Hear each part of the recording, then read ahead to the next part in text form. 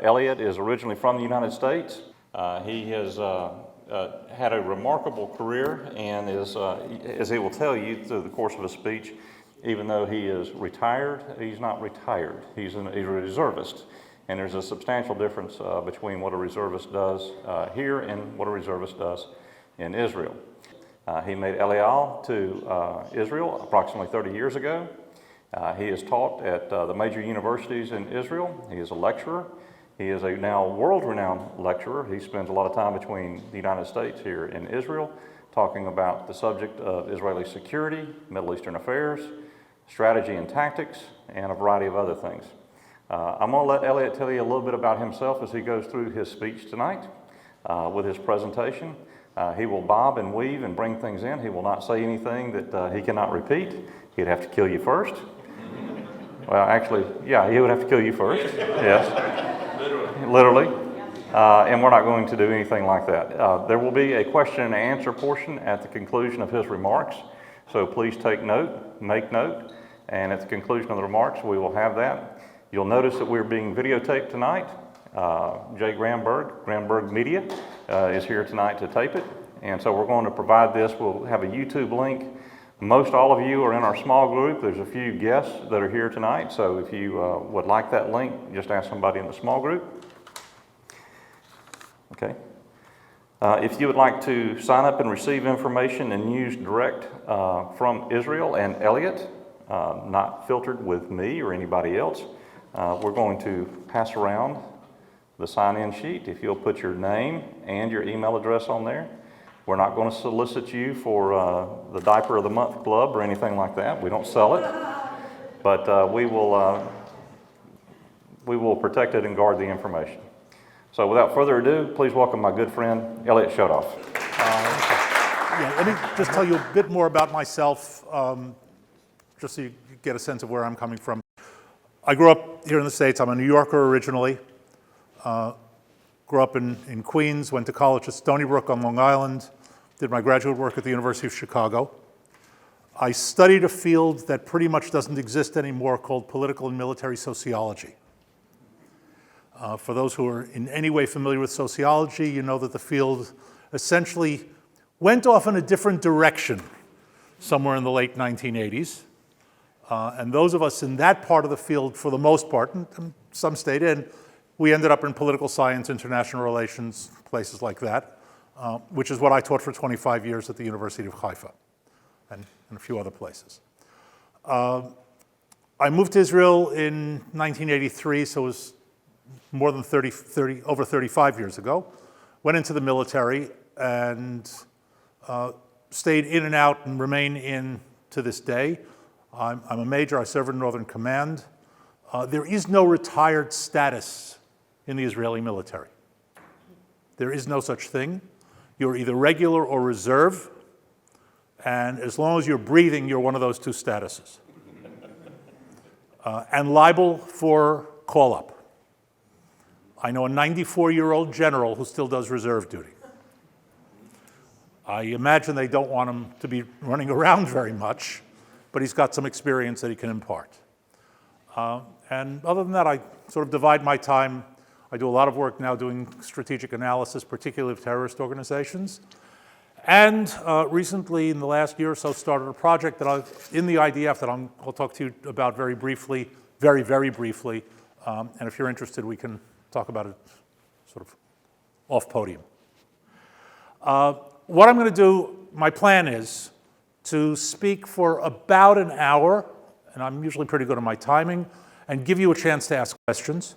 We're not going to pretend that we can cover this subject in an hour, because you can't. You can't do it in a lifetime, so an hour is not going to work.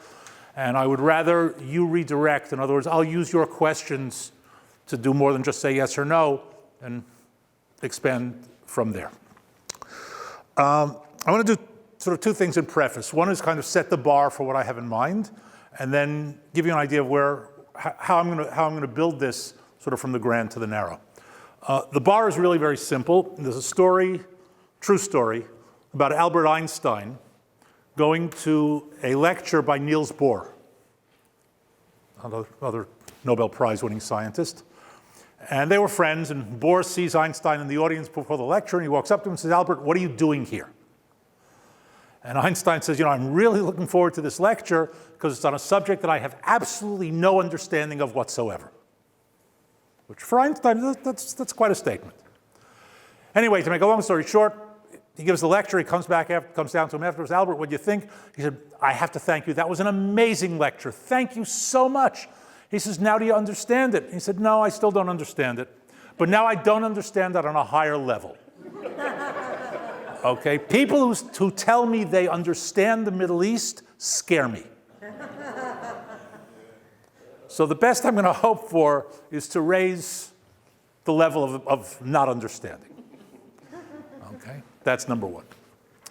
Number two, as somebody who speaks pretty regularly on the subject of Israel and the Middle East, particularly the conflict, although other things as well, people very often book me at least weeks and months, and sometimes beyond that in advance. One of the things that's kind of nice about the subject is I know there's always going to be something to talk about. You don't always know what it's going to be. As a matter of fact, you never know what it's going to be. And it can change. There are times when I'll be on the run during the day and not get a chance to look at the news, and I'll apologize going in that everything I'm about to say may be wrong.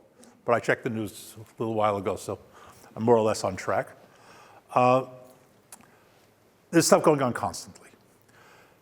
We have a tendency, and it's part of our nature, I think it's part of the way our media does things, and don't get me started on the media, I'll talk about them a little bit, but it's a whole subject in and of itself.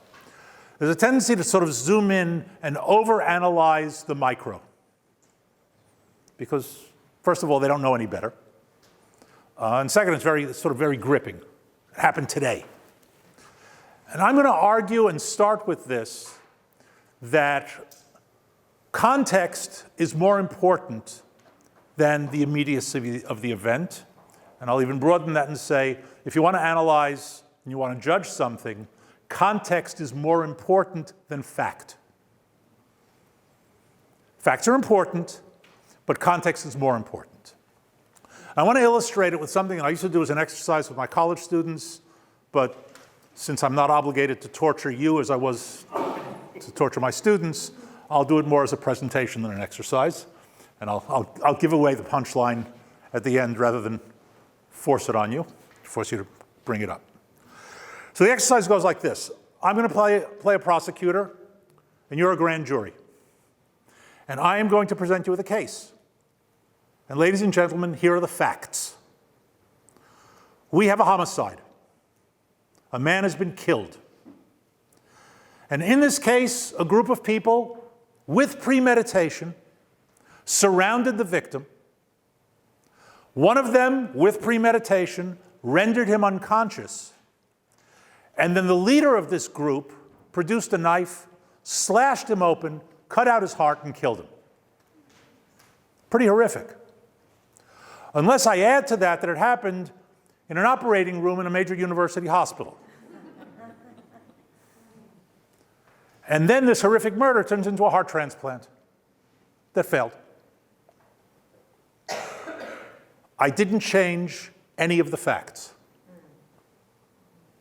Right? The facts didn't tell us the story. The context did. And the lack of context, look, that's why it's the truth, the whole truth, and nothing but the truth. Because facts without context can give you a lie. I'll give you a concrete example. A little over a year ago in May, previous year, the New York Times had a headline. New York Times motto, all the news that's fit to tint, had a headline, "Scores of Palestinians killed by Israelis on Gaza border." Factually, every word correct. 63 Palestinians had been killed the previous day by Israeli troops on the border. 62.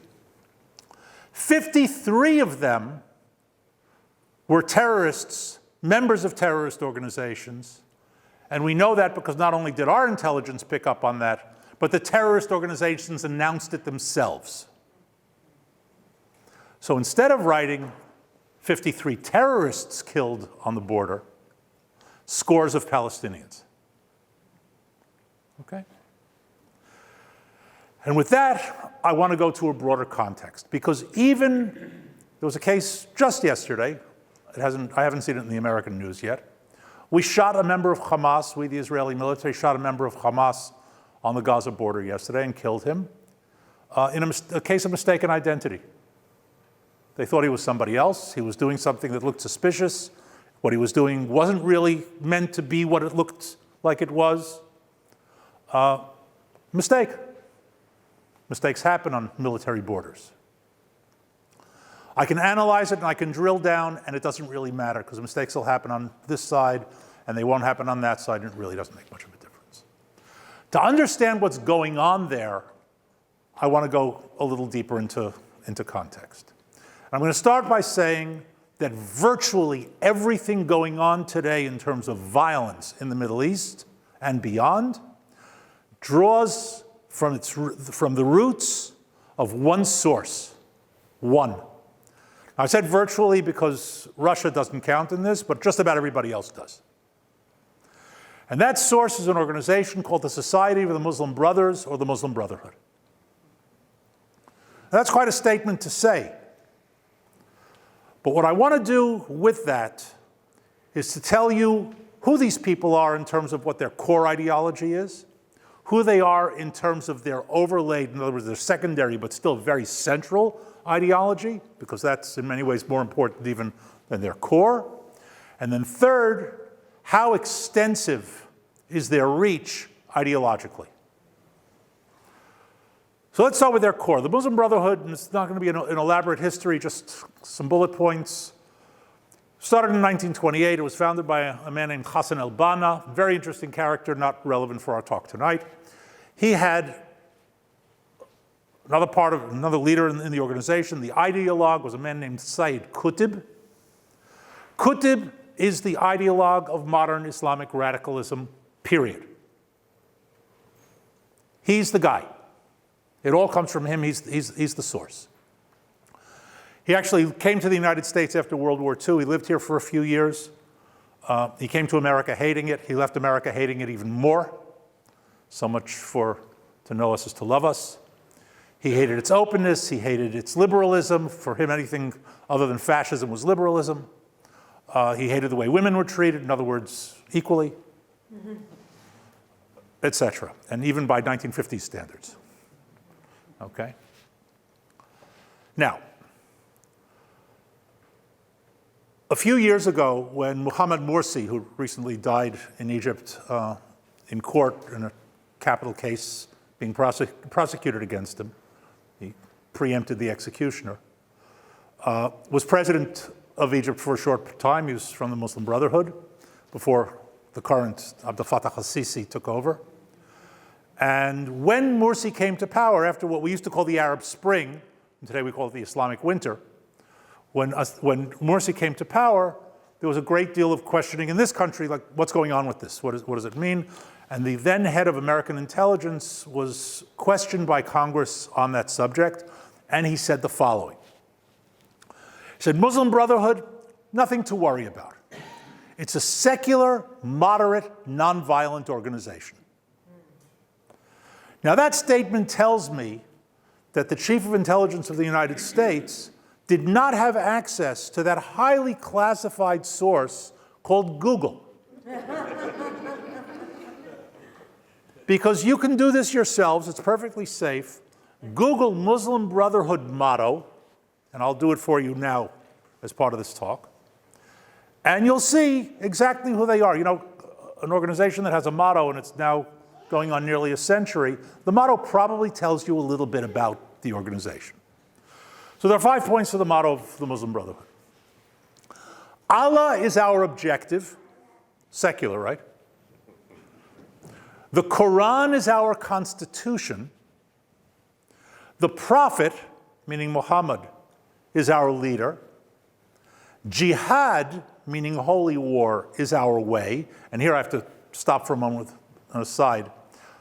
Qutb, in his book Milestones, which is essentially the handbook of radical Islamic ideology, In Milestones, Qutb writes, and I'm paraphrasing, there are those who refer to jihad as an internal struggle to make themselves into a better person, a better Muslim. Jihad means holy war. Okay? That's not me, that's Qutb. I'm just quoting. Okay? So, Allah is our objective, the Quran is our constitution, the Prophet is our leader, holy war is our way. That's 4. Secular, moderate, nonviolent. The 5th one, we don't understand. We don't comprehend it. And we've all been taught, whether you know it or not, explicitly and implicitly, we've all been taught that if you don't understand something, ignore it. That's what we do. Our education system does not teach you that if you have a difficult problem, grapple with it until you break it to pieces. What we're taught, again, directly and indirectly, if you get to a question on the test and you don't know the answer, skip it. Now, I understand the tactic. But what are we teaching? Move on. And if we don't really comprehend it, either make believe that we do or say that it doesn't really matter. The 5th part of the motto goes like this: death for the sake of Allah is our highest aspiration. We don't understand death as an aspiration. We don't comprehend it. We come from a different culture, different value system. Here I'm not going to get into better and worse and barbaric and no, just different for our purposes. When they say we love death more than you love life, they mean it. It's not just rhetoric. Now I say give them what they want because I'm a really friendly guy. And we deliver. Okay? Understand, though, that there's a very important distinction between what they say and what we say on this. Anybody who served in the military here in Israel, you took an oath at least once. And somewhere in that oath, in some words or another, were the words, including sacrificing my life. If it weren't those exact words, the concept was in there. I did too in the IDF. But sacrificing my life is not my aspiration. To paraphrase Patton, my aspiration is to make him sacrifice his life. Right? We don't get it. But that's the core ideology of the Brotherhood, at least in its motto. But now there's an overlay, and it's an important one because it's a fused-on overlay. It's not a removable one. In the 1930s, the leaders of the Brotherhood, and by extension their followers, became Nazis. Now today in America it's very much in vogue. If you don't like someone, you call them a Nazi. And if you want to make something sound really bad, you use Nazi analogies, Holocaust analogies. Everything now is a concentration camp. Everything is a death camp. It's all the same.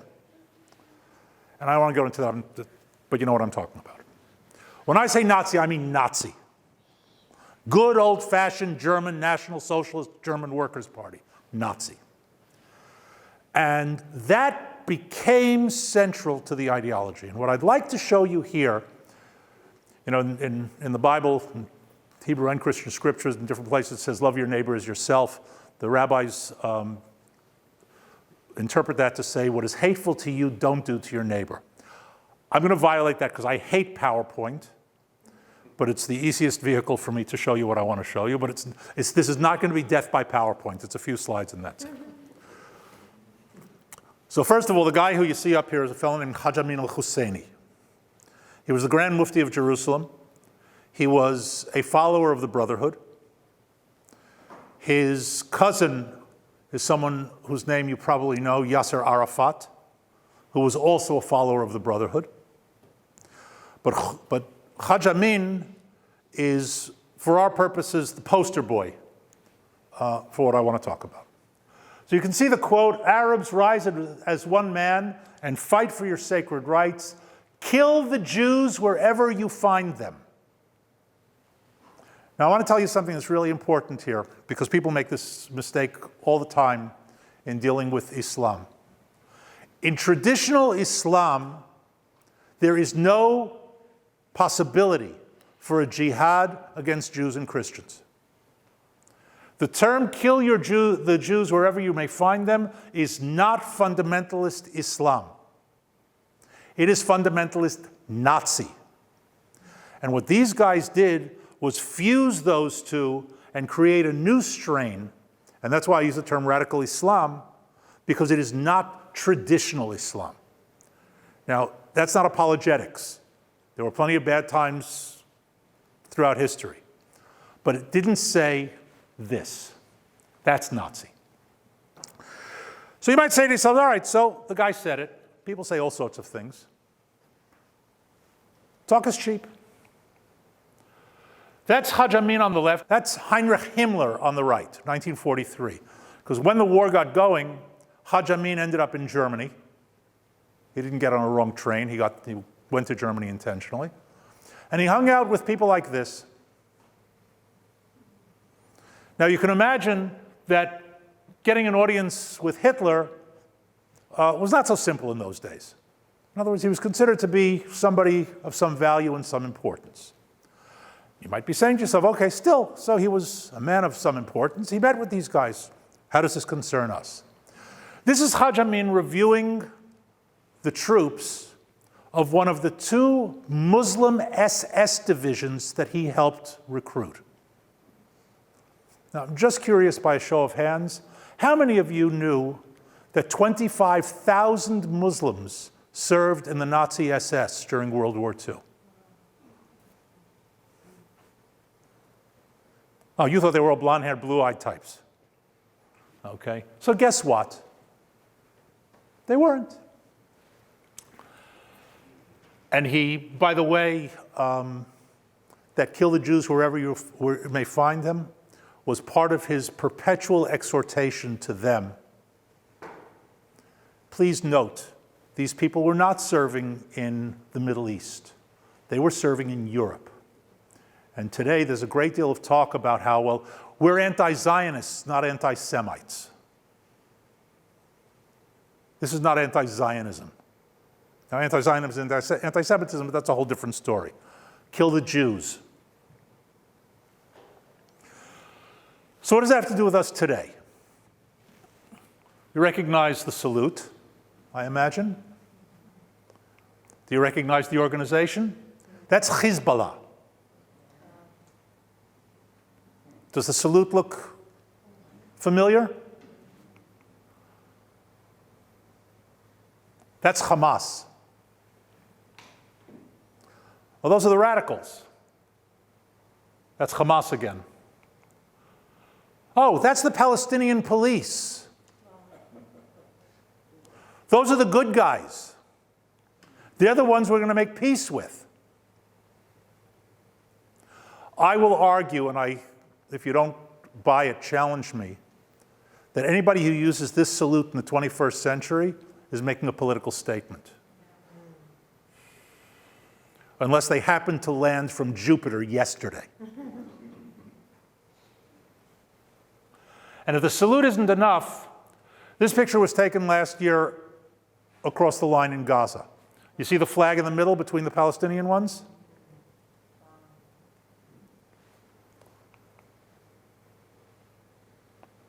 West Bank.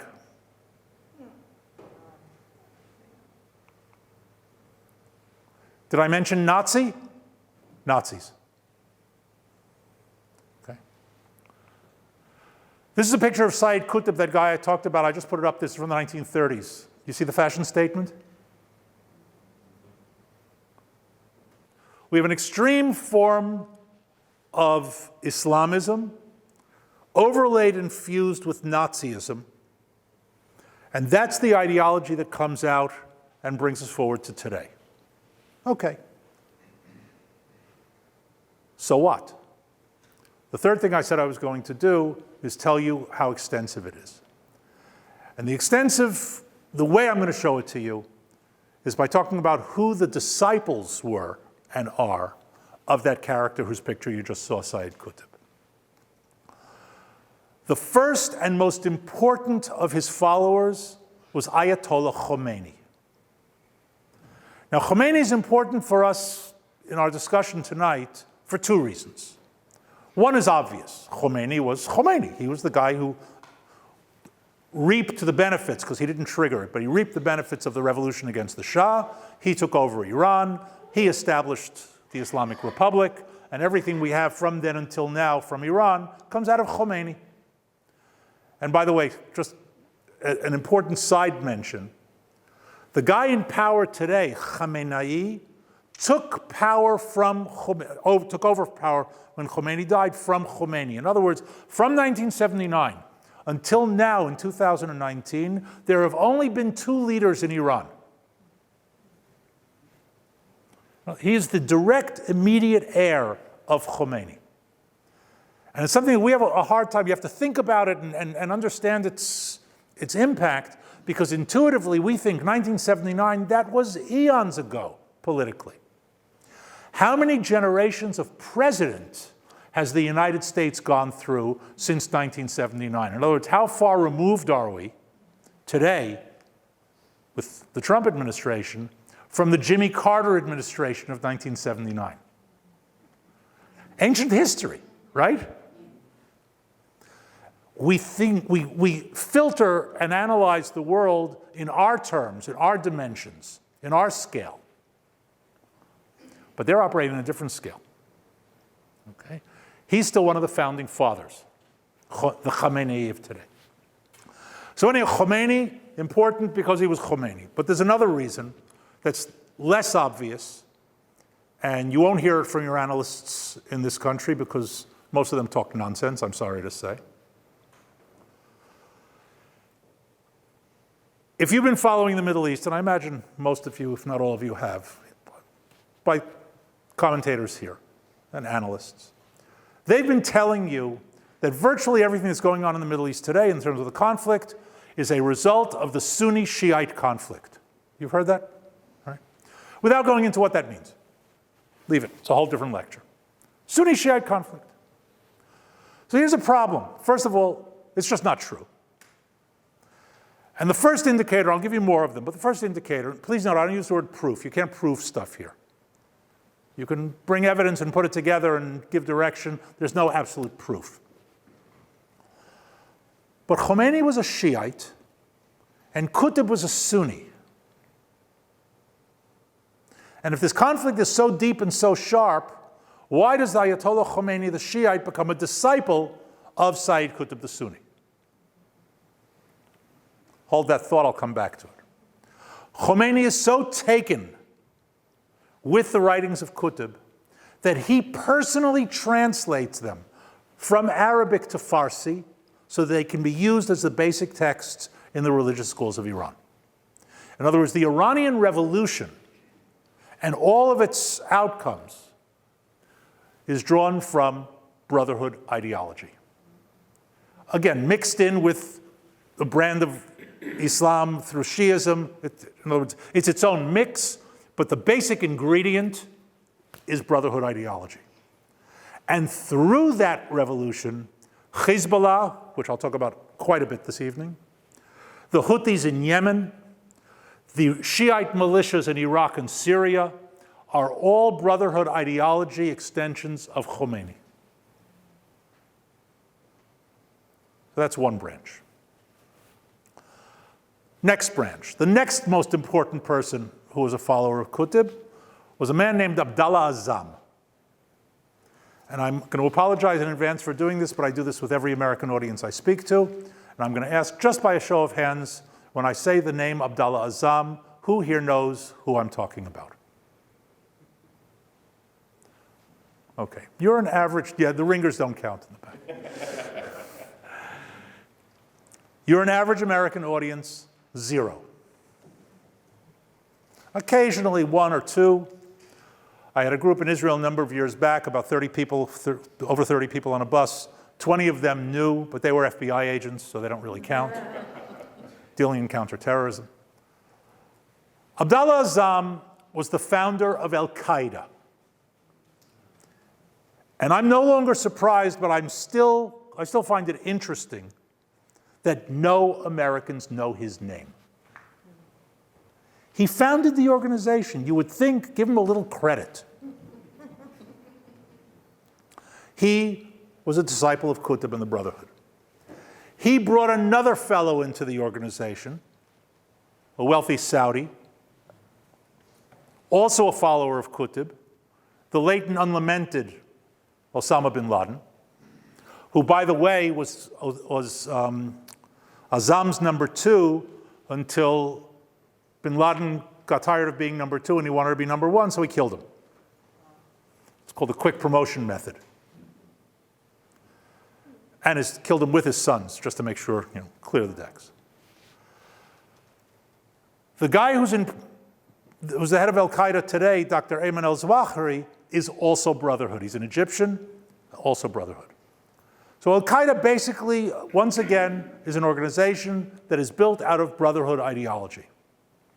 And via Al-Qaeda, all of its breakaways and spin-offs, ISIS, the Al-Qaeda in, pick your area, because there are a bunch of them. The organization today calls itself Fatah Hasham. They used to call themselves Jabhat al-Nusra. They were Al-Qaeda in Syria. They changed names like we change socks. Boko Haram, Al-Shabaab, all of those guys, Brotherhood via Al-Qaeda. Hamas is Brotherhood via nothing. They are the Palestinian branch of the Muslim Brotherhood. It says so in their charter. Islamic Jihad, any organization in the world named Islamic Jihad is Brotherhood. Erdogan of Turkey is Brotherhood. That pretty much covers all of the trouble in the Middle East today. It wasn't an overstatement when I said it. If you understand that we're talking about people who draw their ideology from Nazism, that might help you understand why it's so difficult to unravel the mess. Because the world over the past decade plus has been trying to do with these guys in different ways in different places what Chamberlain tried to do with Hitler in 1938. And he got his agreement. It just didn't work. So you can get agreements with these guys. We have ceasefires with Hamas every other day. We have so many ceasefires, we don't know what to do with them. But a ceasefire with these guys, it's what I call a shared ceasefire. We cease, they fire. The reason for it is not because they're stupid. The reason for it is because they're Nazis. So that's the sort of the grand picture. With that, I want to bring it down to sort of ground level. The area that we're talking about really extends out beyond here, but I want to sort of center on Israel. But keep in mind that we've got North Africa ranging out into this area as well. The region that we call the Middle East, or the Middle East and North Africa, but politically the Middle East, even if it's geographically not precisely that, essentially doesn't exist anymore. I mean, the geography exists. But the geopolitical system of the Middle East, and with that I'll say of the Arab world, no longer exists. Both of those were created by the British and French about 100 years ago. And it fell apart. And once again, I'll just say an entire lecture on failures of post-colonialism. Not that colonialism was anything to get excited over, but the failures in large part because the colonial powers created local administrations to serve them, not to serve the people on the ground. And when they pulled out, were forced out, whatever, they left a merry mess behind. Okay, end of that section of the lecture. Fact, a few places came out better, notably India and Israel, each for their own reasons. The Israeli case is because we didn't need the colonialists. We were thinking state before they even got there. Okay, so when they did what they did, but we did what we did, which was different. But other than that, pretty much everywhere in the world, whether it's Middle East, Africa, Asia, they left a mess behind. Having said that, I don't want to place overly, I don't want to say blame, but responsibility on them. A share of the responsibility has to be taken by the leaders who took over after them. They were dealt a bad hand. But being dealt a bad hand doesn't mean you have to play it badly. And for that, they have to take their own responsibility. But the bottom line is, 100 years later, the whole thing falls apart. I want to clarify a definition because it's important for us to understand what's going on here. When I say the Arab world, I mean a particular area. But I want to zoom in a little bit more. When I say the word Arab, what does it mean? What is the definition of an Arab? No. Very importantly, no. What is an Arab? Remember, they're Arab Christians. Fewer and fewer all the time because they're killing them, but they're Arab Christians. An Arab is a native speaker of Arabic. In other words, it's an ethnic cultural definition, and that's it. It is not a national definition. It is not a religious definition.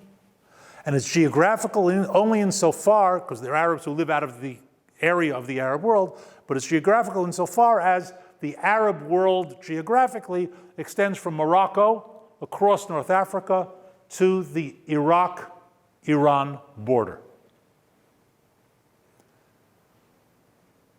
I want to come back to the Muslim point because it's one that I was going to make myself. It's not just in response to what was said. Arab and Muslim are emphatically not the same thing. Islam started as a religion of Arabs. Muhammad was an Arab, was in the Arabian Peninsula, but it spread beyond those borders, social, political borders. The country with the largest Muslim population in the world is Indonesia. Not Arab. Significant Muslim countries, and I'm emphasizing here significant, this isn't a comprehensive list. Significant Muslim countries that are not Arab. Pakistan, Afghanistan, and for our purposes here tonight, Iran and Turkey.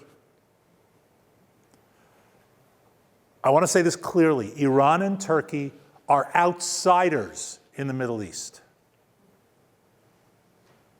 The Turks and the Arabs have been in conflict for centuries, and the Persians and the Arabs have been in conflict for about a millennium. Okay? Outsiders. And that's important. So that world collapsed in what we, at the time, called the Arab Spring. And with that collapse, the major countries, with one exception, also collapsed. Or maybe their collapse is what caused the collapse of the region. If I were standing here 20 years ago, talking about the Middle East as a geostrategic zone, I'd be talking about 4 countries. Egypt, Syria, Iraq, and Libya. Please note I did not say Saudi Arabia. Saudi Arabia is not a power player. Saudi Arabia is a financier. They are virtually incapable of doing anything by themselves. And they buy the solution. It's good to have money. Note, Saudi Arabia is the only country in the world that's named after a family. It's a family business. You should do so well. They pump oil out of the ground, they sell it, they get a lot of money, they waste it, they pump more oil, and that's what they do. Now, to be fair, the guy who's trying to take power now, although he's a bit of an incompetent, at least in killing people, he's got to get better at that. He, I think, wants to pull it all together. And I give him a lot of credit, and I wish him the best of luck, seriously, because a stable, secure Saudi Arabia works to everybody's benefit. But he's a long way from there. And I'm going to leave that also as an aside. It's a whole story in and of itself. Egypt, Syria, Iraq, and Libya. Egypt survived the Arab Spring. The other 3 did not. Those countries don't exist. for all intents and purposes. Yeah, they're on the map and they have borders and flags and UN representatives who condemn Israel, but bottom line, Damascus is not the return address for anything happening in Syria. Baghdad is not the return address for what's happening in Iraq. And I don't even know where the capital of Libya is because the governments keep moving around. There are at least two at any given time. Lebanon doesn't exist. There are two armies in Lebanon. The second most powerful one is the Lebanese army. Hezbollah is more powerful. Yemen doesn't exist. What's left? There is no Arab world in the geostrategic sense. One of the events that led to it, and here I'm going to be very, very cautious, and I don't want to say this happened and therefore this happened, but one of the early events that led to it was an American decision under the Bush Jr. administration to withdraw from the Middle East. You're thinking possibly that, but then he went into Iraq. Iraq for him had nothing to do with the Middle East. Iraq was a political engineering project that failed because it was based on a really interesting, foolish premise, and that is that if you remove the dictatorship, democracy will spontaneously generate in the sands. It doesn't. But while he was doing that, he was also pulling out. And that was followed by his successor, who pulled out even more, and followed by his successor, who desperately would like to continue and is being sucked right back in. And that requires a bit of an explanation. The Middle East is a critically important global imperial strategic area, and it's been that way for about 4,000 years. 4,000 years. You have to understand something. What you call history here in America, we in Israel call the late modern period. Okay? We don't count in centuries. Centuries are a rounding error. If I can talk about something more or less constant over 4,000 years, aside from the fact it's a really long time, it transcends technology, right? Because let's start with the Akkadians and end up where we are today. A bit has happened along the way. It transcends global power structure, which have changed. And we today, for the whatever millionth time in the history of humanity, say, we're different. Trust me, every generation since the dawn of history has said, we're different. We have new technology. We have a wheel. Seriously. And it did, whoever had it had that advantage for maybe a decade or two. Today it's a second or two. And that has changed with technology. Time has been compressed, even more than space. But for 4,000 years. Why did America pull out? Because America doesn't need Middle Eastern oil anymore. Now, I have to tell you, I've studied many things in my life. Energy is not one of them. I mean, I read stuff, but I'm not even knowledgeable, let alone an expert. So if the experts say America doesn't need Middle Eastern oil, I take it at face value. America doesn't need Middle Eastern oil. Okay. But now I've got a problem. Because I am a strategist, and I've been doing it for a few decades, so even if I'm not doing it right, I'm doing it not wrong enough for people to stop listening to it. I have to tell you just an aside. The Chinese general staff flew me to China a few years ago to give them a series of lectures on Sun Tzu's Art of War. If you can think of anything more surreal than that, tell me afterwards.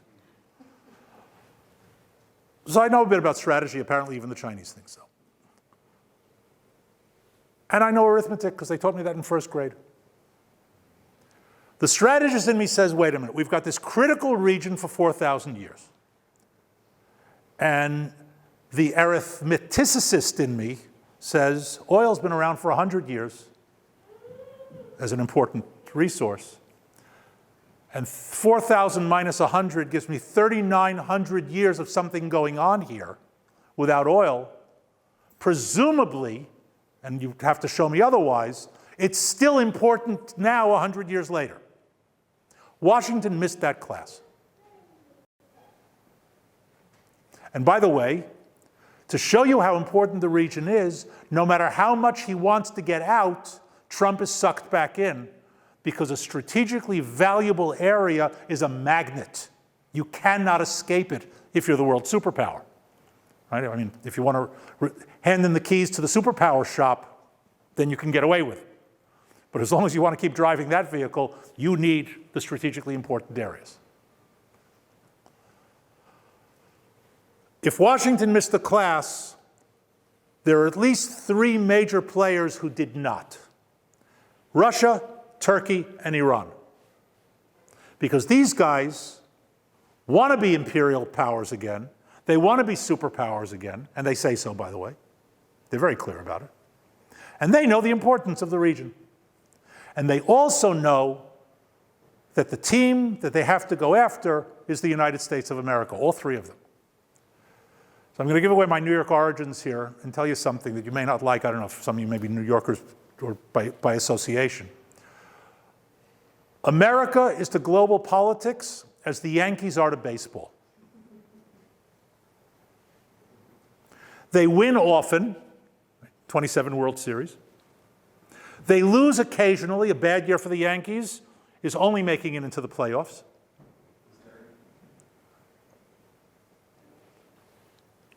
They're always the team to beat, no matter where they are in the league, and everybody hates them.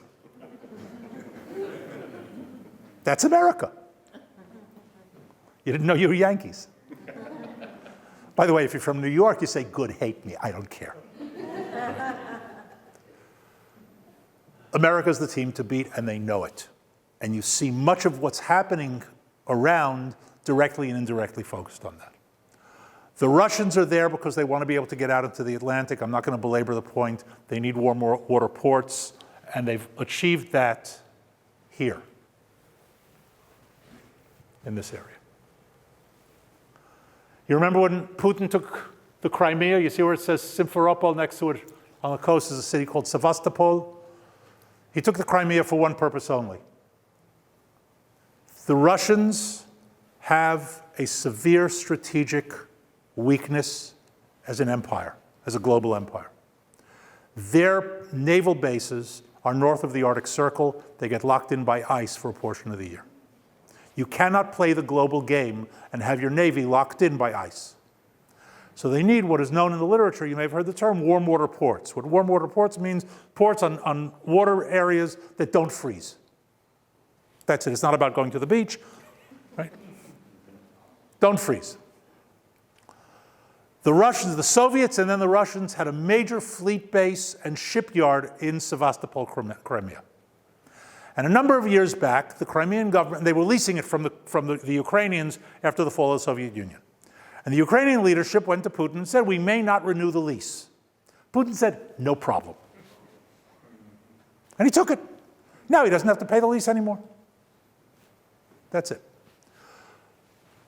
Sevastopol, Crimea has a problem for the Russians because the Black Sea empties into the Mediterranean through Turkey. And Turkey and Russia have been enemies for about 400 years. And don't be impressed by the fact that they're working together now.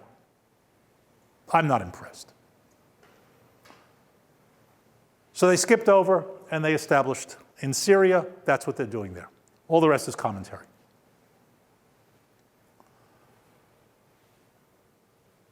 I have to say this, though, as an addition. We are all of us in this room, I think, even by age, with my college audiences, it's just by intellectual generation. We are all products of the period that's known as the Cold War.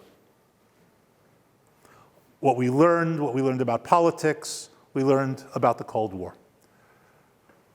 The Cold War was a very interesting period. It was about a half a century of extreme political international stability. It had its moments. There was that Cuba thing, right?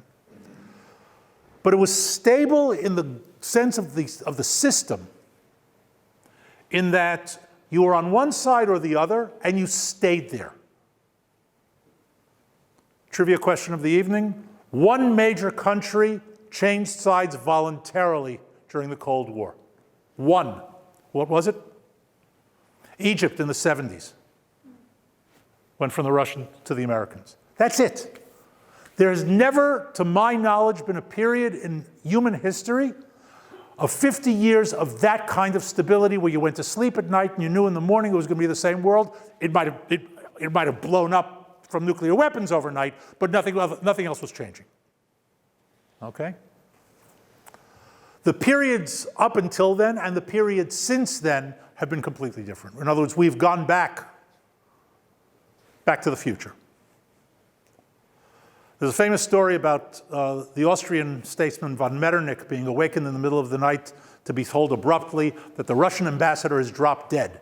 And he shook his head. I wonder what his motive could have been. That's politics of the normal period and era.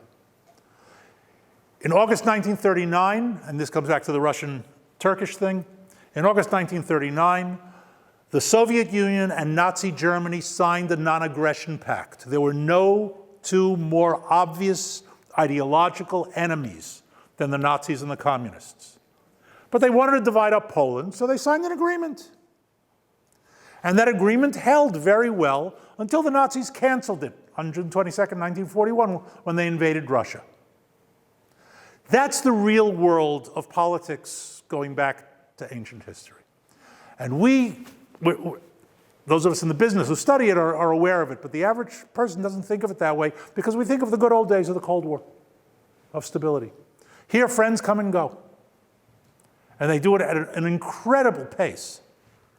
So the Russians are friends with the Iranians as long as the Iranians are doing their dirty work. As soon as they stop doing their dirty work, they're not friends anymore, and they're not. The Russians are very happy that we're beating up the Iranians in Syria, as long as the Syrians don't shoot down Russian planes by mistake. Happens, okay? So that's the Russians. I'm going to skip the Turks for time purposes, and they're not really germane.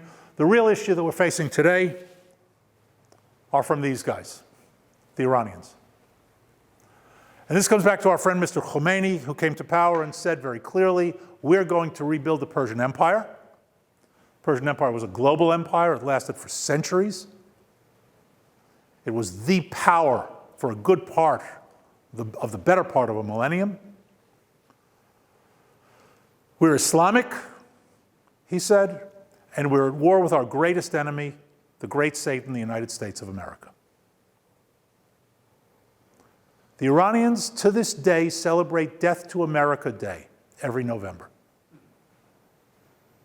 What do you think they mean? And I like Khomeini, by the way. I like all these guys. I like honest murderers, because they make my job as an analyst so much easier. I want to know what they're thinking. I listen to them. They tell me. When the Iranians say Israel's a cancer that needs to be eradicated, there's not a lot of guesswork in terms of what they have in mind. Right? When the Hamas charter opens with the words, Israel will exist until Islam obliterates it. Okay, we got it. You don't have to tell me twice. It simplifies my strategic thinking. It doesn't necessarily simplify my tactical thinking, but certainly my strategic. Which is why what I said at the beginning, this Hamas guy who got shot yesterday unintentionally, I mean, the shooting was intentional, but by misidentification, in the context of all of this, it's pretty meaningless. I mean, and it may turn into an eruption, and they may be firing rockets tonight, and I don't know, I haven't checked the news, and something may blow up over it. But the blowing up was not caused by this guy being shot. It was triggered by it. It's not the same thing. The triggers will always happen. There's an American strategist and an advisor named McGeorge Bundy. He used to call this a streetcar. You know why? Because if you miss it, another one will come along. Okay? And it's very important to keep in mind, because our media will say, this is what caused it. No, this isn't what caused it. This is what flashed it. And that's going to happen regardless. Okay? So Iran. When Khomeini decides he's going to take over the world, because that's what Persian Empire means, it's a euphemism, he understands the importance of the Middle East, and the importance of the Middle East is this. Anybody here play Risk? Ever? Can you win without taking the Middle East? Early? No, right? Because it's the land bridge between Africa, Asia, and Europe. You can see it. It is. But that's not what really matters, because Risk is a land game and Empire is a naval game. And in naval terms, the Middle East means, and I'll just show you, in this ridiculously tiny country that's the size of the state of New Jersey, we have ports here that go out to the Atlantic, and we have a port here that goes out to the Indian Ocean and the Pacific. If you're sitting in this area, and you'll note, everybody in this business is trying to do two things. They're trying to get an anchor here on the Mediterranean, and either here or here on the Indian Ocean and the Pacific. That's how empires develop. So he's got, Mr. Khomeini has this, but he doesn't have this. Now he does. He has 2 naval bases on the Mediterranean coast as well. What does he need them for? They've said so. He's not alive, his successor. What do they need him for? They've said what they need him for. Their plan is for their navy to patrol, listen closely, the Caribbean. I understand that's not far from here. Okay, welcome to the Middle East, ladies and gentlemen. Either you come visit us or they'll come visit you. That's what Iran is doing. Along the way, there's Israel.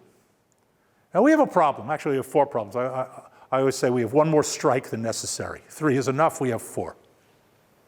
We're a Western liberal democracy. We're allied with the United States of America. We're in the Middle East. And if that weren't bad enough, we're Jewish. And they need to get rid of us because we are a serious thorn in their side for all of the above reasons. And I'll tell you this, the last thing a dictatorship wants is to have an interaction with a Western democracy. That's toxic. You don't want your people, if you're a dictatorship, a fascist dictatorship, you don't want your people mixing with people from a democracy. Because that plus that equals revolution. And they're very conscious of that. So, out. And that's why, by the way, the Palestinians don't want interaction, the Jordanians don't want interaction, the Egyptians don't want interaction, and those are the good guys, so to speak. Okay? He's got a problem, Mr. Khomeini has, moving into the Middle East, because he can't go to the Arabs and say, oh, my Arab brothers, because he's not an Arab, he's a Persian. So if you can't play that card, what card do you play? You play the Shiite Muslim card. And he approaches the Arab Shiites using Shiite identity rather than Arab Persian identity. And that's really the source of a great deal of the misunderstanding of what we're seeing in the analysis today. Once he gets the foothold, he can expand, and he does, and he's expanded into Sunnis as well. But he's got to get in there. The way he does it, for a whole bunch of reasons, is he gets a foothold in Lebanon. Lebanon suffered a civil war that started in 1975, devastated the country. It's never recovered really from it, and its aftermaths. And the Iranians helped establish an organization in the early 1980s called Hezbollah, the Party of God, which is the single most dangerous organization in the world today. More so than ISIS, more so than Al-Qaeda. These guys are really, really dangerous. They're operating on every continent. They've infiltrated this country in very large numbers. And they're not coming here looking for work. They have acted against the United States going back to the 1980s. They blew up the American embassy in Beirut twice, and the Marine barracks in Beirut, killing 241 Marines. They are commonly misreferred to in this country as a proxy of Iran. They are not a proxy. A proxy does something that you benefit from. They are a wholly owned subsidiary of the Iranian Revolutionary Guards. In other words, there's a chain of command. They take their orders from Iran. If Iran says do it, they do it. And if Iran says don't do it, they don't do it. It's not by coincidence. They're part of the command structure. They are an Iranian plant inside the Arab world, and for our purposes, along our northern border. Now, all of this zooms into where we are today. Iran is on the move. The destruction of the ISIS caliphate, and I choose my words carefully, the ISIS has not been destroyed or defeated. Its geographical entity has been smashed, and ISIS is scattering. We will see them again in all sorts of forms and iterations in all sorts of different places. And it's not because it's ISIS. Now, let me teach you some really quick American history. What was the event that ended the American Civil War? No, Gettysburg was the battle that the high watermark of the Confederacy. But where did the war end?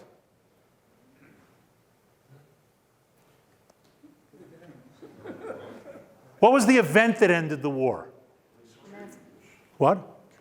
It wasn't a treaty, it was actually an unconditional surrender. If we're talking about the same thing, Appomattox, when Lee surrendered to Grant, okay? Except that that wasn't it. Because when Lee surrendered to Grant, he surrendered the Army of Northern Virginia to the Army of the Potomac, which was critical. But while that was going on, Johnston of the Confederacy was fighting a campaign against Sherman further west. That was still going on. Sherman offered Johnston extremely generous terms of surrender to end it, but on one condition. And that is that he surrendered his army intact to Sherman's forces. Because Sherman, who was a brilliant strategist and tactician, brilliant, had a fear that if Johnston's army disintegrated, Sherman would be fighting a guerrilla war for a decade. Does this sound vaguely familiar? Afghanistan, Iraq, Caliphate. We go in, we smash them and send them to the winds. And then what? Sherman understood. By the way, why what I just told you is not taught here in command courses is beyond me. Maybe because the guy who really worked it out well was a British author, but never mind. The collapse of the caliphate creates a vacuum in Syria. It's one that the Iranians take advantage of, and they're on the move. They're moving westward. And their purpose in moving westward is twofold. One is to create a link with their ports and their naval bases, and the other is to engage Israel. And the engagement of Israel has two elements to it. One is they want to establish a military border on our border with Syria. The Iranian army wants to be able to be on Israel's border. And two, they want to be able to provide more and more sophisticated weapons to Hezbollah in Lebanon. We oppose both of those goals. And we've let them know that with military strikes for the past year and a half. We have pounded them in Syria to the tune of thousands of airstrikes. Thousands. Extremely successfully on a tactical level. In other words, the strikes are destroying what they're meant to destroy. Strategically, it's a total failure. Because the purpose of the strikes is to convince them to stop, and that is not working, and it's not going to work. Our objective is to prevent them from getting to the border without a war, and the without a war part isn't going to happen. Because they're intent on doing it. Likewise, we've prevented a good deal of the movement of key weapons, and we're focusing on the ones that will give Hezbollah a qualitative edge above what they have quantitatively, and we've been reasonably successful at that. But even so, we're facing a very serious army on our northern border. Now, today, the United States, up until a couple of years ago, essentially treated Iran the way Britain under Chamberlain treated Hitler, appeasement. There were more sanctions, there were less sanctions, there were something, but it was all very sort of poke and see what happens. It was moving in the right direction until the last administration, I'm talking about the previous one, came in. And here, I have to tell you, I'm not going to talk American politics. I'll talk policy, but not politics.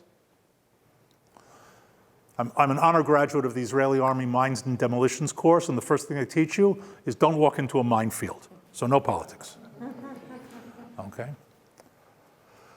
To be fair, up until about 20 years ago, a little bit less than that, Iran was a potential threat as opposed to a threat. And America had enough on its plate for all sorts of reasons that it said, okay, we'll deal with the potential when it becomes more serious. I think it's bad strategy, but I understand why it happens. And as it became more so, America also was tied up and tied down in Afghanistan and Iraq. The Obama administration came in and said, we're going to appease them. And with the appeasement policy, tension dropped, because that's what happens in appeasement. Churchill called appeasement, he defined it as feeding your friends to the crocodiles and hoping they eat you last. And one of the consequences of feeding your friends to the crocodiles is happy, fat, satisfied crocodiles. Until you run out of friends. And then you've got hungry crocodiles and no friends. But you know what? Worry about that. By the way, in democracies, it's a very good strategy. Because democracies are notoriously poor at real strategy. For a number of reasons, but one outstanding one. And that is that if the world comes to an end every 4 years, it's hard to think strategically. Right? An American president, and I'm talking about the position, not an individual, an American president acts primarily the way a guard does on guard duty. Anybody here familiar with the prayer of the sentry? Sentry as in S-C-N-T-R-Y, the guard's prayer? Please don't let it happen on my watch. That's right. Dear Lord, may it not happen on my watch. Okay? And if you think about it, many presidents, that's sort of a touchstone of their policies. Let him worry about it, or her in current cases. When the new administration came in and flipped that, I mean, after all, America under Obama gave the Iranians $150 billion. It takes a while to go through that kind of money. When the new administration came in and flipped it, it didn't create the conflict. It just changed its pace. It changed its intensity, which would have happened anyway down the road. But now it's happening here and now. And that's, I'm not going to predict, I don't do prophecy. I'm a disciple of two great political philosophers, Winston Churchill and Yogi Berra, and they both said it's best to prophesy about things that have already happened. Okay? So is this current crisis going to erupt or not? I have no idea. But it's very dangerous because by design or by accident, it can very easily blow up. Okay, I don't know if you followed the Brits took an Iranian tanker on the way to Syria, Gibraltar. Today there was an attempt to take a British tanker near the Straits of Hormuz. The attempt was driven off by British warships. These things, it doesn't take much for this to go from one thing to another. The Iranians shot down a drone. Had they shot down an intelligence aircraft instead? Very quick. So I'm not going to make predictions on that. But it's a dangerous, and short-term, immediately dangerous time. One way or the other, we are going to have to confront them, we in Israel. And when that happens, we're going to be confronting them and Hezbollah at the same time, probably with a bit of Hamas and everything else thrown in. But those are the two primary sort of focal points.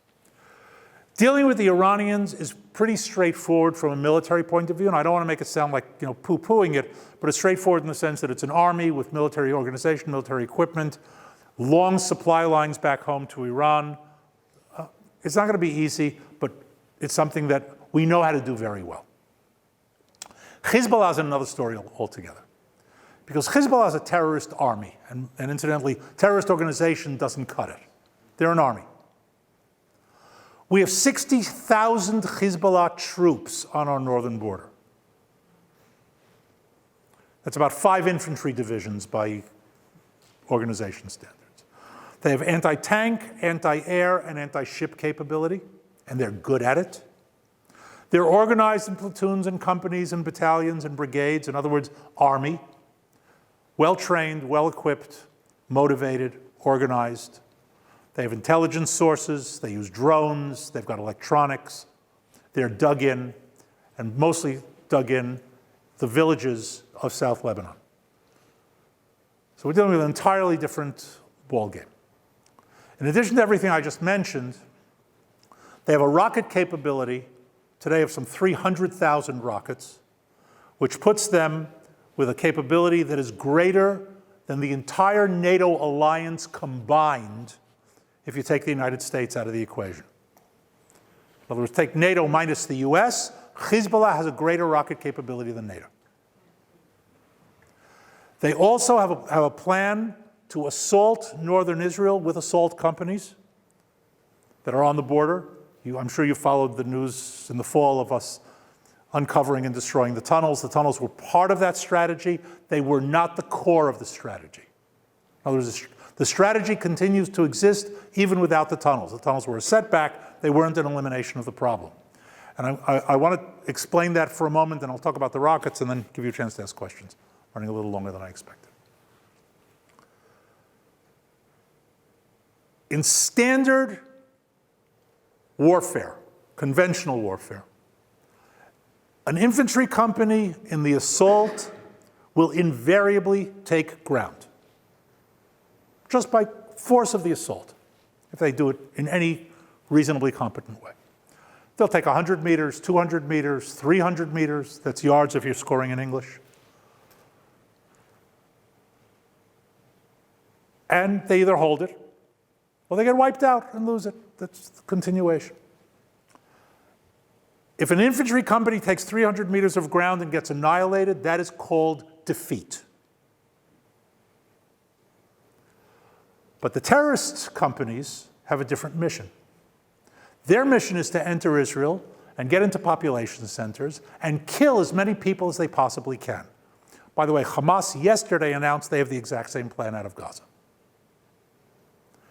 Along the northern border, there are communities, many of them, kibbutzim, moshavim, small towns, whose northern fence is the border fence.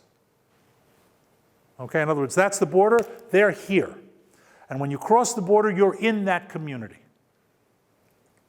So an advance of 200 or 300 meters from the border takes the community. And in terrorist warfare, a company that moves 300 meters and kills 200 or 300 civilians before it gets wiped out is a victory, not a defeat. So when I said before, dealing with the Iranians is kind of straightforward and dealing with Hezbollah is not, that's one of the reasons. Not the only reason, but one of the reasons. It completely changes the way we have to deal with the defense of the northern border, because we can no longer defend it in classic military style. I'm not going to go into what we have to do because that I really can't tell you, but you can imagine it's a tremendous shift in the military thinking of our forces. The rockets, in 2006, we fought a 5-week war with them. 4,000 rockets hit northern Israel in 5 weeks. Their plan is to drop 2,000 rockets a day on our population centers. 2,000 a day. With higher accuracy, higher payload, in other words, more destructive capability, and most important, the ability to launch many dozens of them simultaneously at a single target, which means that the Iron Dome is not going to work. It'll work in technological terms, but not in physical terms, because it won't be able to engage that many targets at once. By the way, Hamas did that in the last round with moderate success, but they know that they had a moderate success. In other words, they're already using that technique. They don't have the volume to make it work. Hezbollah does. And the result of that, of all of that, is we're not going to fight a 5-week war of 2,000 rockets a day. It's just not happening. The next round is going to be extremely violent, and it's going to happen in Lebanon. And we have already made clear, and this is interestingly enough one of the reasons the border is very quiet today, the next round is the last round. They're going to have a religious experience, and they know it. And what that has done is shifted it from a lot of little stuff going on to waiting for one big one to go on. When it happens, Israel, which today is vilified in the press, no matter what we do, is going to be that much worse. And that's going to be a serious issue as well. And here again, I'll just give you one example of it and just say a few words about that project that I mentioned and give you a chance to ask some questions. Hezbollah has turned the villages of South Lebanon into military encampments with the civilian population still there. Now, the civilian population of the south today is almost exclusively Shiite. Once upon a time, it was largely Christian. The Christians, after the year 2000, when we withdrew, the Christians were banished and Shiites were moved in instead. And part of the deal was, your house is yours, but it's mine. Now, here's a question. If you have a house, a family, couple, 3 kids, and 50 rockets stored in their living room, according to international law, the Geneva Convention, is that a military target or a civilian target? It's a military target. It is a military target. And if you strike it and it blows up and those civilians are killed, that is not a war crime. It is not a violation of the rules of war. The presence of munitions endangers civilians. The presence of civilians does not protect munitions. Law. By CNN law, on the other hand, and here, let me be clear, when I say CNN, I mean all of them. The phenomenon of fast food news, in which CNN stands for certainly not news. But I don't care which one you watch. This isn't about politics. This is the whole contextless fast food reporting that you get from all of them. You may feel better listening to one than the other, but news-wise, it's all the same. They're going to be counting not just bodies, women and children. Nobody's going to ask any questions on that. And that is going to have an impact on this country. Because even the most pro-Israel American administration is going to be hard-pressed to be pro-Israel under an onslaught of anti-Israel media and public opinion. And that's being set up. And all I'll say here about that, because it's another subject in its entirety, much of what we've seen over the past year plus with certain new female members of Congress who shall remain nameless is not random. It's not random. It's part of laying the groundwork for that. Okay. So we're in very dangerous times. Things are looking sporty. And we're faced with a serious problem, and we, meaning all of us, because they're all basically all of our enemies. I'm going to stop that presentation, just say really a couple of words. I've started a project in the past year or so that's involved in improving the training and capabilities of IDF forces, possibly in the future coming here as well, but in the meantime it's a project within the IDF. I'm not going to say any more than that because this is going to be going up and other people can see it. So what I will say is the funding is coming from here, from private donations. If anybody'd like to speak to me afterwards, I'd be happy to elaborate on that. I'm going to stop there and give you a chance to ask questions. How much time do we have? We've got about 20 minutes. If you would please repeat the question. Got it. Yep. Yes? Do you know of any Middle East camps in the United States? Middle East camps, you mean training camps and that sort of thing? I personally don't know of them. I do know that they exist, and I do know that the system is aware of them.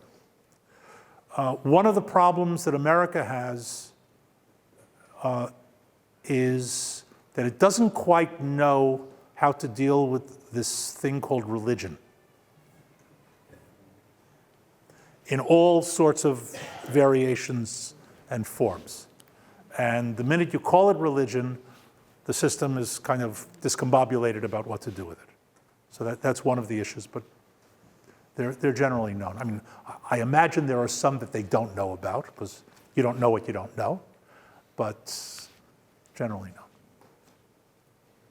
You're in shock. Can you clarify when you're talking about things that are triggered and things that are caused? Sure. Let me give you an historical example. World War I was not caused by the assassination of the Archduke in Sarajevo. for about 4 years before 1914, it was actually 4 years, there was a crisis every summer that involved the Germans. The Germans were challenging the Brits, and the Brits were challenging the French, and the Russians were tied in with the French, and so on and so forth. In other words, there was a conflict building and developing. When the Archduke was killed in June of 1914, the countries that were involved in the conflict decided they wanted to go to war. So the trigger was the assassination. But the war wasn't caused by the assassination. It was sparked by it or triggered by it. Okay? I'll give you another one that's slightly different twist. Your history books will tell you that World War II was caused by the German invasion of Poland on September 1st, 1939. It was not. World War II was caused by the British and French decision 2 days later to go to war with Germany because they invaded Poland.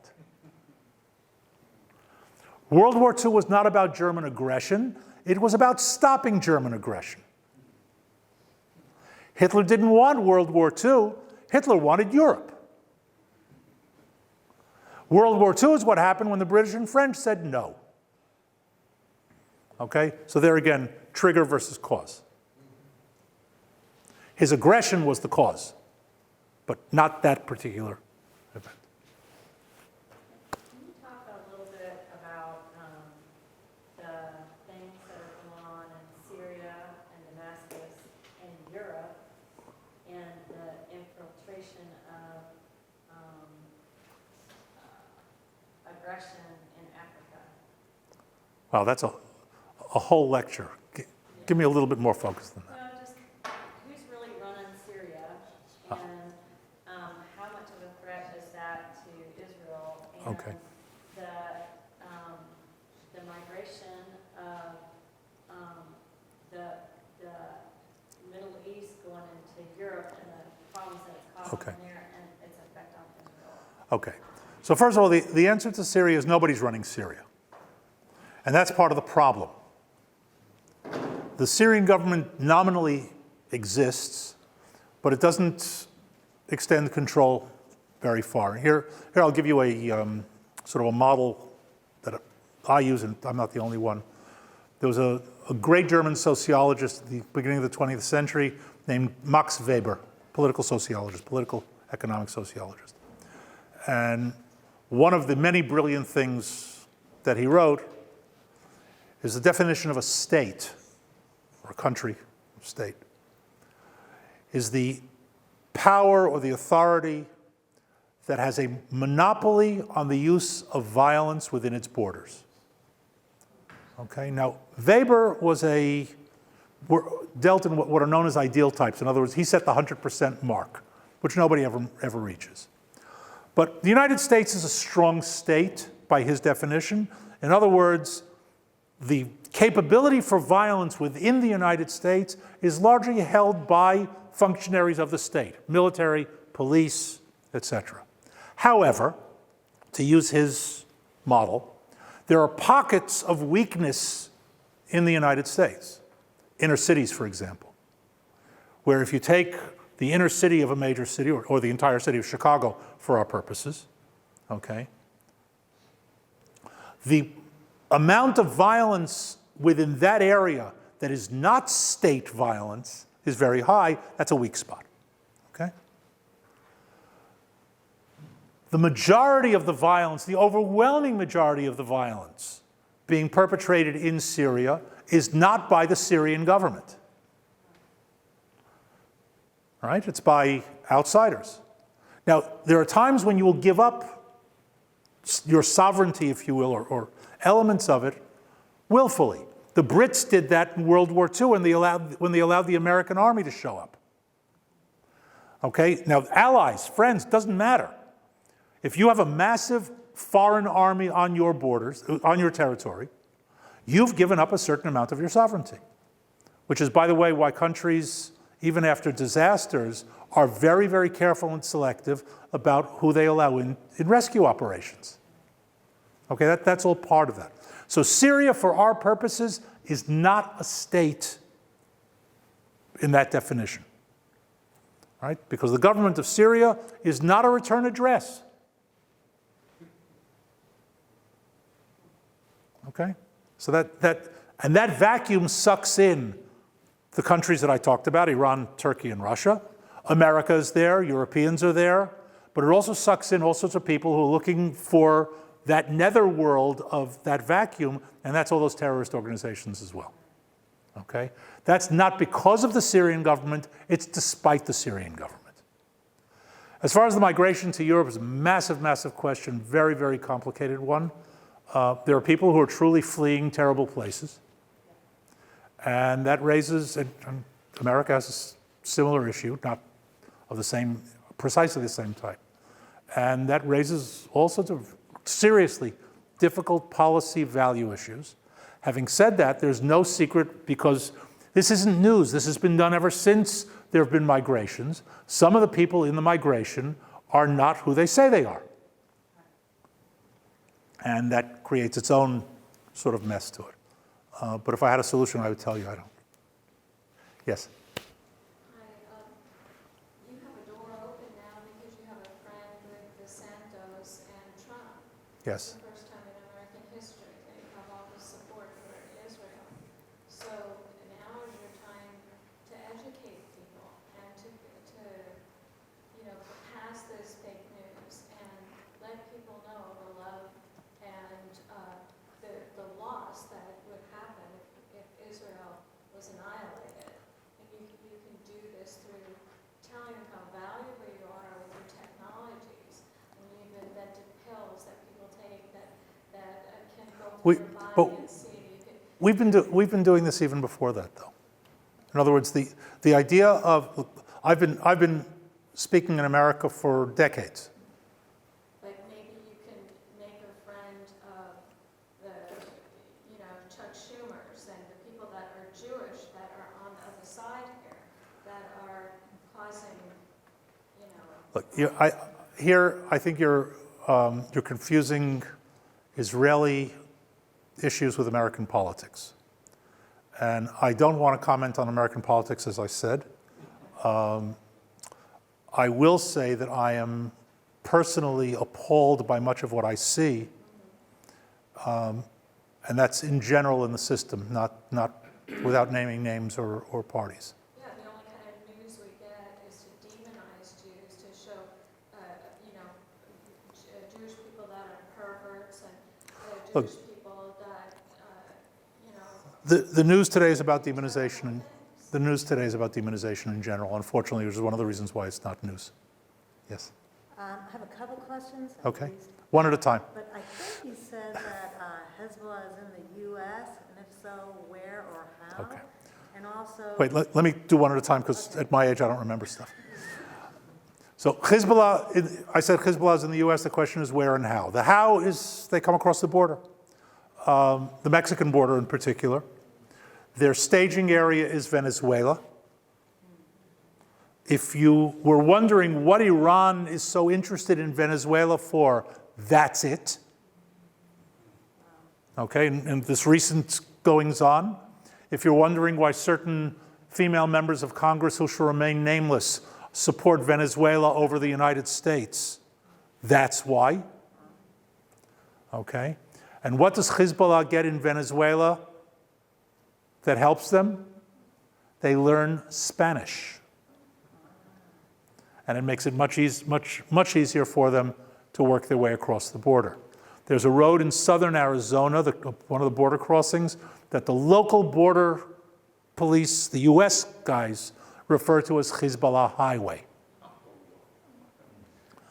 Now, there have been some cells broken. They're doing a number of things here. First of all, they're operating illegal operations, because it's one of the ways they raise money. They broke a cell in Charlotte, North Carolina that was smuggling cigarettes. People, if you can smuggle cigarettes into a state and sell them without tax, you can make a fortune. That wasn't a suggestion, that was an analysis. Okay. They're involved in the drug trade. It's not a coincidence, by the way, Hezbollah, Al-Qaeda, all these guys are involved in the drug trade. It's not a coincidence they stage in northern Mexico. By my definition before, northern Mexico is not part of Mexico. It's cartel land. And there's a connection. Hezbollah and Al-Qaeda are the suppliers, the cartel are the distributors, and they've got a connection right there. They help them in getting across. Okay? So that's largely how they get in. Where do they go? They disappear into America. Disappearing in America is not that difficult if you don't overtly commit any crime. And these are disciplined people. These are not people you're going to see going out and driving a truck into some people. That's way, way too small for them. When they get the order. These are disciplined troops on American soil. Okay. Your next question. Okay, as far as the difference between your knowledge of military strategy over looking at millennia and America's, not on my watch, does America ever listen to you or people like you regarding strategy? Okay, so the question is my knowledge over millennia and that sort of thing versus the American. This is not on my watch thinking. Do Americans listen or do they know? The answer is you're doing a bit of mixing of apples and oranges. Okay? America's military professionals are very well trained and educated as a class. All of them? No, not all of ours either. But as a class, they are. You can like them, not like them. General Petraeus has a PhD from Princeton. These are not stupid people. By the way, I have to tell you something just as an aside, and I've met and worked with more than my share of generals, American, Israeli, and others. I've never met a stupid general in a real army. Okay? You don't get to put stars on your shoulder by being stupid. I've met bad generals. As a matter of fact, some of the bad ones were the brightest ones. But I've never met a stupid one. They're competent, intellectual, brilliant. No question of that. But here we've got a different issue. It's not a problem, it's an issue. In our countries, America, Israel, and the Western democracies, the army, the military, is 100% subordinate to civilian control. And civilian control means political control. And politics is a whole different game. And in democracy, even more so. Okay? I mean, this is not a vote for dictatorship, but democracy has certain intrinsic weaknesses. Anybody can run. They can get elected. Now what do? I have a friend who says, what did Athenian democracy ever do for us? They killed Socrates. Here we've got a problem. And the person in control, in this country, it's the commander-in-chief, it's the president. In Israel, it's the minister of defense. But it doesn't matter, these are political people. Do they necessarily know what they're doing? It would be nice to think so. But, military is a professional business. Once upon a time in this country, it was unthinkable that a president not have served in the military. Because after all, part of the job description of president is commander-in-chief of the armed forces. The president is the highest-ranking military officer in the United States. Now, on the assumption that you wouldn't want a surgeon general who doesn't have an MD, okay, it's an issue. In Israel, it's not even that. The Minister of Defense is purely a politician by assignment. And let's understand, politics operates by different rules. I have a friend at Bar-Ilan University, he's a professor of politics. The tagline on his email says, politics, poly, many, ticks, small crawling blood-sucking creatures. Okay? To finish that point before I take your question, let's understand that a politician's or a political leader's matrix of decision is different from the military. And one of the things in that matrix that the military leader doesn't have is, how do I get reelected? And that's what I meant before when I said about the 4-year world coming to an end. Okay, an American president coming into office, and it doesn't matter who, knows they will not be in office in 10 years. They may not be in office in 5 years. The first test is going to be in 2 years in the midterms, and the run-up to that test is going to be in 1 year. That's not strategic thinking. That's getting on a treadmill that's on a high speed and hoping it doesn't throw you off. Bashar Assad of Syria, who doesn't control his country, has a 20-year plan. Because Bashar Assad knows that in 20 years, there are only 2 possible places he can be. Either in the presidential palace or under it. So why not have a plan? That's the difference. And again, I'm not advocating dictatorship. Don't misunderstand me. But we need to understand where those points are. Last? You talked about a lot of weapons, a lot of rockets. You did not share very much love for Russia. Are these rockets being homemade?